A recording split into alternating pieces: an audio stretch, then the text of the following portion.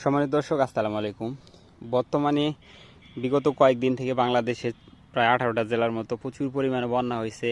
আল্লাহ খুব বড় ধরনের একটা বলতে পারেন এটা। তো এই জায়গাগুলোয় আপনার কোনো ধরনের কোনো চাষবাস হয় নাই কিংবা কোনো ধরনের ফসল নাই।